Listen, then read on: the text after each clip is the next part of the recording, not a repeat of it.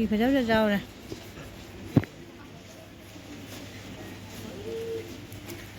अꯩꯅ ꯁꯤꯁꯦ ꯄꯥꯝꯃꯦꯕ ꯈꯪꯗꯦ ꯁꯤꯁꯦ ꯄꯥꯝꯃꯦ ꯑꯩ ꯁꯤ ꯄꯥꯝꯃꯦ ꯁꯤ ꯀꯩ ꯅꯦꯚꯤ ꯕ꯭ꯂꯨꯅꯦꯕ ꯃꯌꯥꯝ ꯂꯩ ꯐꯖ ꯐꯖꯕ ꯂꯩꯔꯦ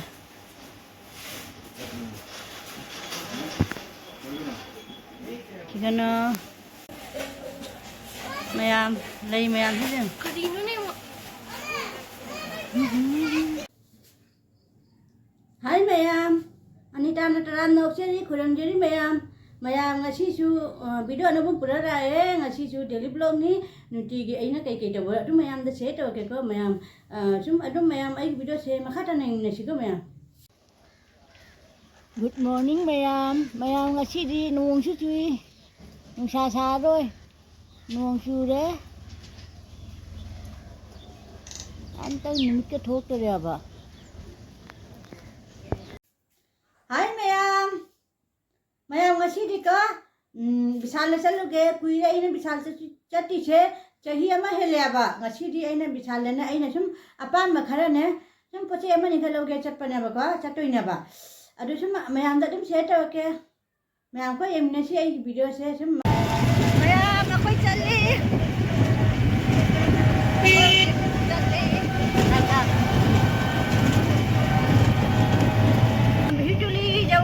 Susu ya bako, nung susu, wajar di dalam fajar, nung ada hawa jaga tu, wajar koi thari, anu sih, yang ini, ada ni.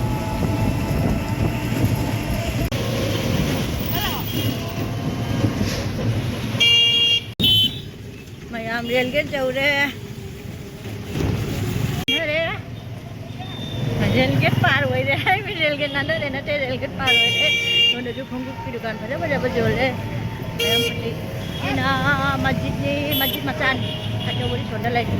ना दुकान अच्छा तो कहीं टिंगली बनी दुकान जी टिंगी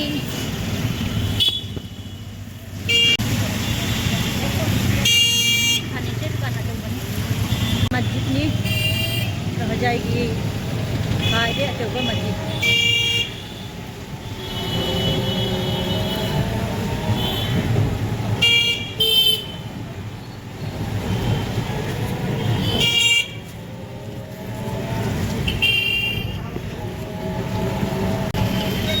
फजा ड्रेस जो है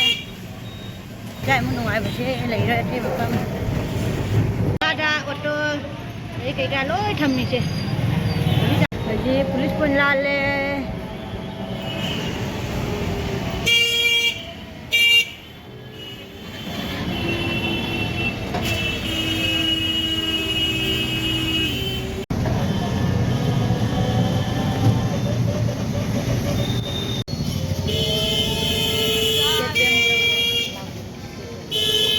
विशाल जाऊ रे मैम फी फजब जाओ रे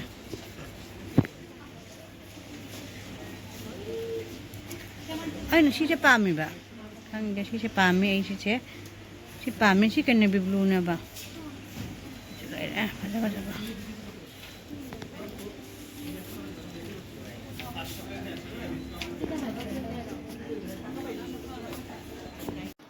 मैम खंगुर खराब लग के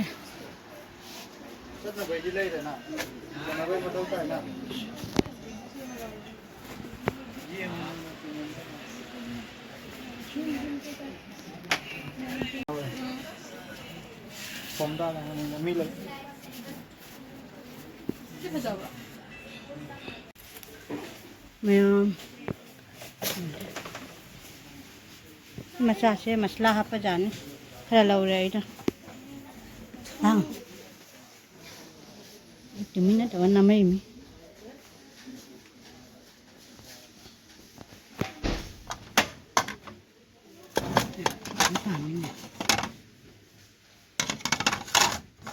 बजा हाँ पर जाने प्लेट में टाइम एंगुट का प्लेट को जगह अमुबा सिंचाई लग रहा है ग्लास खरा कोई सिंठक न बगे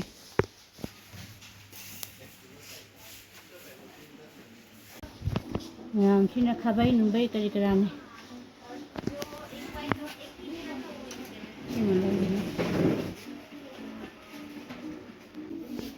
ที่เกะเขานะไป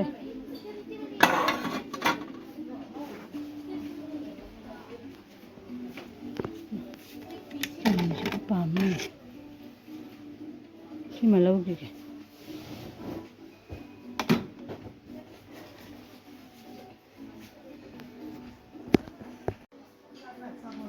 นะคาเบนไป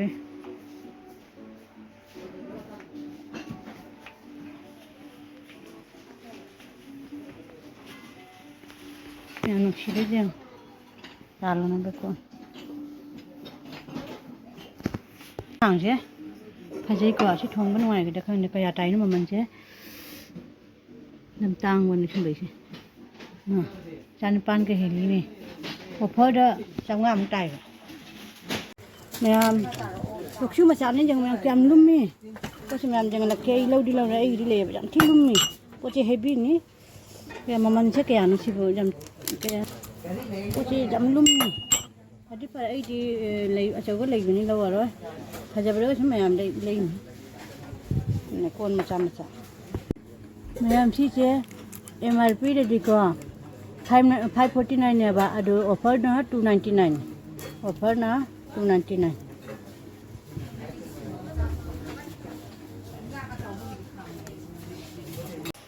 ไม่ยามเลยพอจะไปเลยกัน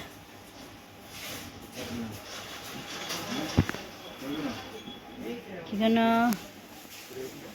ไปนู่นไปจ้างกุดนู่นไปก็สินะไปฮับนู่นไปนักขังเลย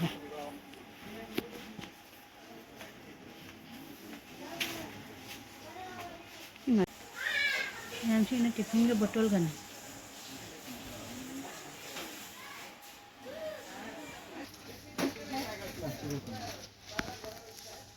ไม่ยามอาชีพนะรูมเฟสเนี่ยน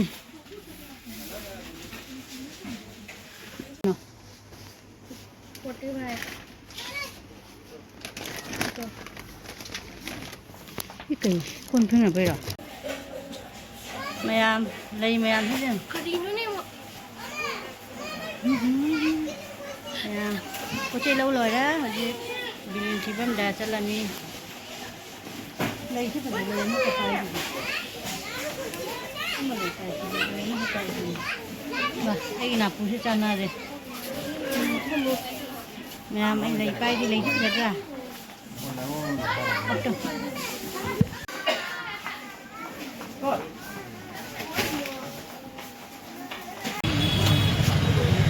มาคุยไม่ยามไอ้พีขันเล่าบ่ไหลพีขันเลยที่ปวดดิบการนี้ไก่นอนนี่หัวเฉลยนี่ไม่ยามที่ร้านเราอยู่พอจะไปพีเลยเลยมาไกลจ้ะไอ้ละแกก็ไม่ยามสิหรือไม่ยามพอจะแบบตัวนั้นที่พอจะแบบที่เราเลยไอ้ที่ไปเปิ้ลเนี่ยว่าสินะนาบีบลูอันใดดีสิละมาชูcoloringเลยเลยซื้อไม่ยามสิพอจะแบบชวนเลยชื่อพอจะแบบเลยเลยไม่ยาม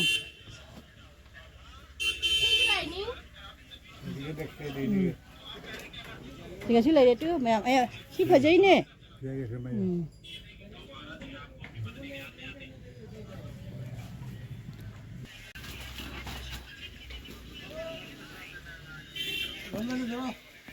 Ina cái sama satu ngatan nih sanpan adang mana tan nih 50 120 aita 150 টাকা আছে 120 টাকা আছে aita 150 nih hah cái bị sắm rằng gì này hay bà ấy nằm mà ấy khali cái nó trong cái kẻ nó hay lắm bà ấy bỏ xe xin chứ sẽ lấy ra ấy em làm tàu la cái mày ấy hay là bà có ấy nó cái này đồ mày đã đúng mày ăn là cái mày có ula cái mày em mình chỉ có mày ấy nè bị sao lấy cái ấy nè ship lấy lấy backup này bà ship lấy chứ anh lâu đấy ấy nè có mày bán đồ cái aduga sih kita mancina kayak noni, 190 ya bawa offer deh 99 nih offer deh na, memang gua pang baju mau asyik nih 99 nih, asyik ani kalau deh ada juga, deh, asyik masa asyik na ini nih, ที่ก็จักจ้ามันหัวพิกมันเลยบอกแม่อาชีพนี้ไอ้นี่สลัดน่าทำนะเบนะอาชีพนี้ก็ยังเนาะอ๋อที่นะ149นี่149อันนี้เดี๋ยวชิบุก็ยินชิบุ149ก็ยินชิบุที่คนอามาเด149ก็ยินอาชีพนะ99 offer period bachina acho bachina hin kanna gar me am ai macha su mata tablo pare aba macha su mata tablo ga amari khap pare e adu ga duga achina ai na chum nga baja ka hap na bagi sima pare e me am so me am duga di amu ba pare ni me am adu ji ashi se siga hijang hap pare ma chu phajani ko me am adu ga ai na shi se pare e ashi ja amu ba pare ngoi do ni me am adu gi ashi sina kai no khang dai chum phaja ba ko pare ne ba me ashi kai ha pa thum hap to kai no khang dai chum pure lai ani ka pure lai si maman sina kai na 2020 ka 40 ho le ne ashi ki maman je ai hayo de me ko ashi je kai no ni 129 ta ni hong de jong me ko chu tha lau jam thai ko thai ba khoi na pa bu na te tha bu 129 ai ji kana re ashi se adu gai gi ashi glass se ashi cup che pare 49 p si cup che 49 si cup che ani ka pare ha na thilau gare ani kha adu ai gi ashi sina ai ne ai gi ne earring thamge na ashi lau re ashi sina kaya no kai no red MRP de 72 ne ba ko adu gai siga na kai no 39 ta ni si ma lau re adu gai di si tengot ani si ma lau re ai na tengot che kaya ta na moi che tengot che kai no de MRP 59 ne ba 25 ani da 50 ho re si chalni si ma pare si chalni che kaya no 19 ta MRP 19 ta si phaja ba du ga ina ne pare singa pare adai gi asina ne ko ko thau ke ka hai ba da mayam ke no ta ina ne ko nongai ke na na si ma khun de jaw ba de thau ke bottle le ma to ga hai ba do khoi packet le di bottle la hai ba ma thau tai ne ko adu gi asima lo re ai gi phi ji ga ma na ne kai mu de mayam adu ga di ashi samjet che ama pare samjet ki ke ya no 49 ta ni me 49 ta ni me adu ga di ashi tiffin che si me am ai si tiffin ne pare ba si tiffin che ke ya no 1 ke me jo me u ba je mai se ke no ha pai offer na 149 ni ko MRP 279 ni 279 ai na ashi me am se pare ba me ashi tengot che ashi che pare ai na si che kaya ga 6 ka pare pani 6 che pare pani si che ai na 6 che pare thai ama ka don tham ga no khang di ni 6 ka pare pani ai si che ai na ne akhoi masala asni ma ha pa ga ne ai na sum kai na tu hai ja kai ka thong ba gi da kai na ta bu da recipe ta bu do kai na to na be si che pare ashi che taru ka pare ama ka don nai no khang di ama che ga lai re si taru khak pare si de jeng mayam ai nuk chi man na pare mai ango bai pare ke do bango bali ho dia ba ade gi si tiffin ni na ade gi mayam ai na asi ani tha pare asi sina kaya no MRP de 79 ne ba adu kai no de 49 p ani ke pare ai na ne sim salad hap ni gi set oi na be na pare adu gai du ga ai de kitchen ki ta nai kai prakte ade si khabai si set che pare khabai si ahum ne ba ko sina ko re ade asama sina ne tan kai ka ma ondo ni nungai ni asina sum hajang khot pa nungai na si gi MRP che kaya no MRP che 129 si offer laite 129 ni adai gi mayam asina ne ngari lo na bai ni kaya no si 49 p ni jam tang ne bai moi che tang re adai gi sina spoon kat kai no ne kata chamus asina kaya na pi che offer da 109 MRP da 169 ashi tani aina ngasi gi parai che kai na bisal lagi ko aduga aina phi do kai kai le adu su me am se to kai ka me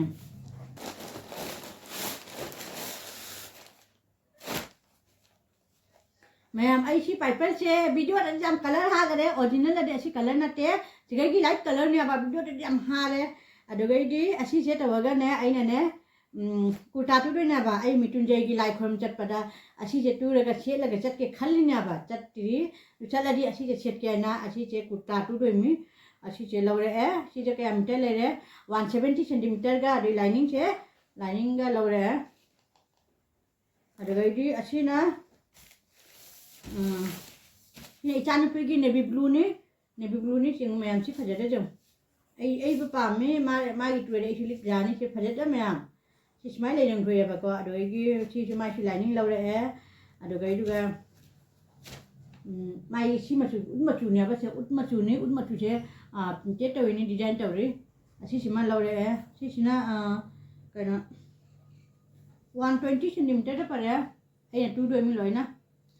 असी तनी ma'am अइना विशाल देगी लोरक पड़ा positive enterprise ता चले अदुगा असी लौरे है अदी तनी मैम को आई से सिगा थमगे मैम ना आई मैम बोरी ngौरी बोरी थोंगे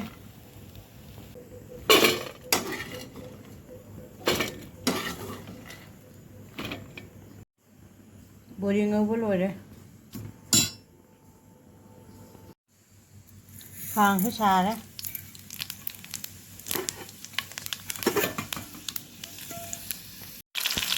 lâu hà năng khăn le lâu hà năng khăn le đây là cái dân làm hạt tiền dân làm mua hạt tiền hay là dân làm hạt tiền cho năm hạt tiền luôn mà hạt không gì hết lâu thì nữa năm hạt tiền le haribo kiểu hạt tiền le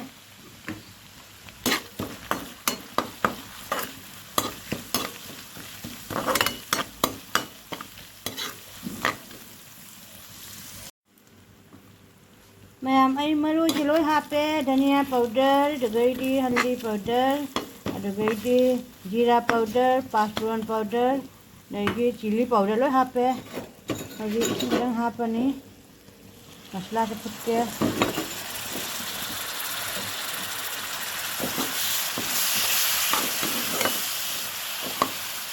हजी खामिन हापचल्लानी खामिन chilli हापचल्ले ma'am ngौरनी थुंखर थाकचेंगे खामिन chilli पसंद ai थुंखर थाकचल्ले लोय थाके होरेन मही हापा हापन बे चांगे खंगदेबा हजी ma'am हापचल्लनी होरेन जाआदि अदुना मही हापा मतुं बोरी सिजु हापचल्लगे मसला चंगनबे बोरी से लगे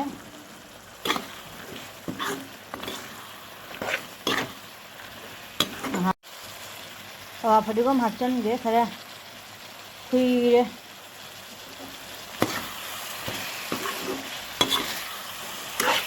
जां मही हाप यारे मही हापनी जी मैम आई आलू से हापे आलू से अफुपने बको अदुना आइना कोना थाइगा आलू से आइना हाना हापदिने लो बै बटक कदिनगा अदुना आइना हजी हापे आलू से हजी मही हापनी मही जाम हापरो मही हापल लोरे नसाय थुम हापबनी हुजी खरा हापनी जाम हापरो थुम हापे हुजी ओखाय रगे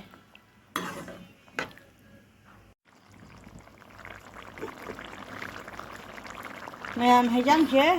thâu nó mun le huji ai phadi kom thak chalaga ne jang ke loira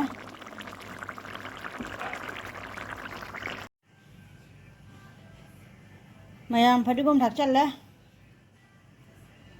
phadi kom thak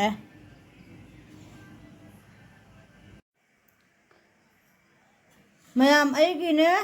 bori thong ma se loire bori thong ma se loire mayam comment da haibiro ai gi bori thong ba che hawgada rai ne का फजना फटक फटक लाओ रे मही के जाओ रे ma'am आई ने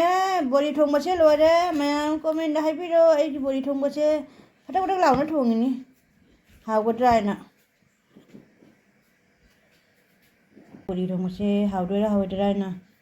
माचुटी जाम फजरे ma'am มินิสการ์ตูตัวนี้ ที่น่ะอีจันปีกีที่น่ะอีจันปีกีมาบ้านบิกีเมฮันดี้กัลที่อีจันปีมาบ้านบิกีนี่มินิสการ์ตูตัวเลยดูบดูมายามดิเสตโอเคมายามไอดรอเจ็กปลอยเลยเขาเจ็กอันนี้ไลนิ่งหันกันไลนิ่งก็ดูก็พีเด็กกักเลยมายามกักปลอยเลยมายามไอสกัดเช่ไลนิ่งฟิตติ้งตัวบ้าเขากัดเลยไต่ขัดเลยสิดารีตุขัดเลยมายามไอไลนิ่งฟิตติ้งลอยเลยบ้าเขาเจ็กนี่อันนี้เชื่อจวนตัวเนี่ยที่จะกักทัดแล้วนี่ลอยนะที่ปีเชลอยก็อันนี้ชายกิเช่อะไรตุขัดแล้วนี่มายามไอสมัยนั้น taking happy แม่บ้า taking happy ก็กันนะเชฟสิตาบ้าพะจับไปเฮลิบ้ารีตุรักเกมายามไอสกัดเช่จวนตัวบ้าเขากัดเลยรีตายเลยKasi kana pati hapan ya ba biel gine adu da hapan ni mayam iskat kine biel hapsal la mayam mini iskat tu balore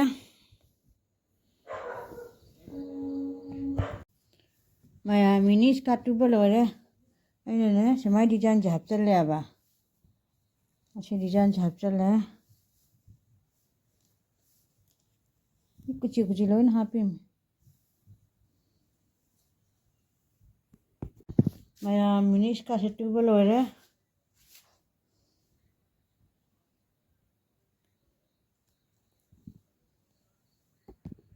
मैं असी ग्रीन कलर से mehndi colour से किने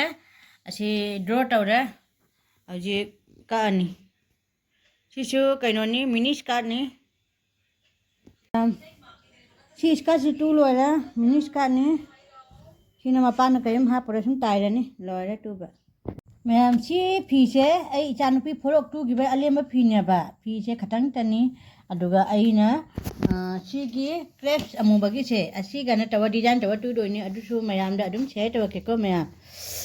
crepes ni asi na design se kamai tawa pa du mayam na sum se tawa ke mayam ai drawing tawa lai de drawing tawa loi ra hoji phi je ka ani asi se phi je makha da black na design taw ne ba phi je ni ya ba adu ai na design chu oi ra ni lo amu ba na taw tu do mayam ai kak pa loi ra asi na form side ni asi na back side ni kak pa loi ra mayam khudang chu kak pa loi ra hoji tu ra ni mayam ngak se ai na samai na patti se ondo ga samai tai chan le ba design होना भी है ना मैं आम हुजिक ने आई खुदांग से tie रहा नहीं ngak टाइ व ngak ऐसे join तौल रहा मैं आम खुदांग से कुची खरा आई ना हाथ चल लिया बा design तौगा सुन टाइ रहे मैं आम आई खुदांग से समाई design हाथ चल ले लोग दे ऐसी पूरी चीज सोने body सिगा ऐसीगा सेट हो रहा ना दोगे mana re meeting hoina be design happy design na ole mayam ai ne pieces mana ne kuchi hapa samdare ba design hoina be ma sum samdare mayam tu balore puri che ai ki top che tu balore design se mai lakoi na ba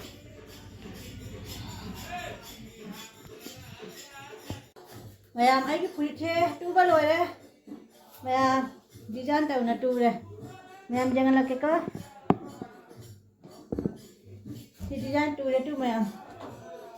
Si macam tu semua na tahu re, design tahu tu re.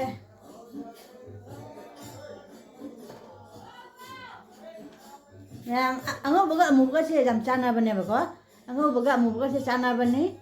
Mayam, ay tu baloi re, puri tu baloi re. China mayam na ai video se nuai be di like comment share taw ka bi ga no hani jeng be china ju thaga cheri anu bo jeng be china ju thaga cheri matam pinam ta support bu mayam ko matam blog amada una si bye bye